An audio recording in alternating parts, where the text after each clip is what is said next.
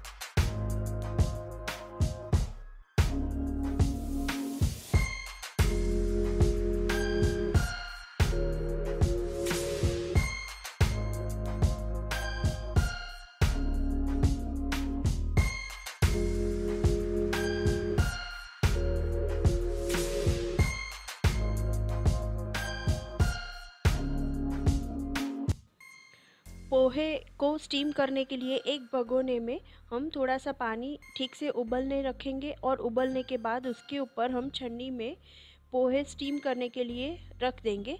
लेकिन पानी उबल के पोहे के अंदर चला जाए इतना पानी भी हमें नहीं रखना है और बीच में हम सिर्फ हल्के हाथों से हिलाएंगे ताकि पोहे सोगी ना हो जाए। 10 मिनट के बाद हम देख सकते हैं कि पोहे का कलर चेंज हो गया है और डार्क येलो हो गया है, तो ये निशानी है कि पोहे अच्छी तरह से स्टीम हो चुके हैं। अब हम गैस की फ्लेम धीरे करेंगे और तब तक कि हम तड़के की तैयारी करेंगे ताकि हमारे पोहे गरम रहे।